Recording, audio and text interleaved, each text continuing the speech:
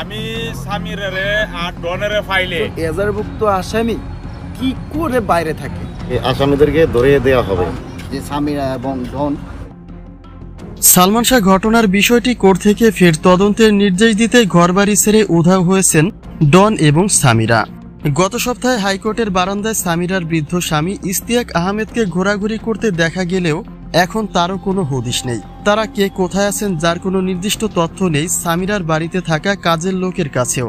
ডন সাধু সেজে আত্মসমর্পণের বার্তা দিয়ে সে নিজেও সামিরার সঙ্গে উধাও হয়েছেন, যে বিষয়টি আরো বেশি খেপিয়ে তুলেছে সালমান ভক্তদের।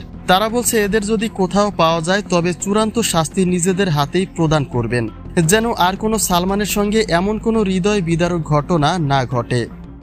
দেখবো যে আর কোনো কুলকিনেরা পাচ্ছে না, তখন জনগণই কিন্তু আইন নিজের হাতে। অনেকে বলছে একটা নারী আর কত পুরুষের সঙ্গ নেবে। সালমান তাই অভিযোগ রয়েছে তার এই ডনের সঙ্গে পরকীয়ার। এরপরে সালমানের বন্ধুকে বিয়ে এবং পরিশেষে একজন বয়স্ক ব্যক্তিকে বিয়ে করেও থেমে নেই সামিরা। তার চলাফেরার ধরনই বলে দেয় যে সে কতটা উগ্রপন্থী। এমনকি সর্বোপরি সেই বৃদ্ধ লোকটারও কষ্টের কারণ হতে যাচ্ছেন কিনা সামিরা, সেই প্রশ্নটাও তোলে অনেকে। অর্থাৎ সামিরা এবং ডনের এই আত্মগোপনে চলে যাওয়ায় অনেকে এমনও বলছে যে বৃদ্ধ স্বামীকে ছ্যাঁকা মেরে ডনের সঙ্গে পালিয়ে গেছেন সামিরা।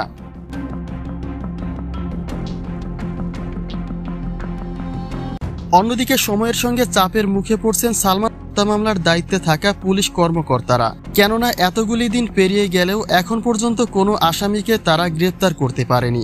তারা বলছে উক্ত আসামিরা বারবার স্থান পরিবর্তনের ফলে উপস্থিত লোকেশনে তাদের পাওয়া যাচ্ছে না।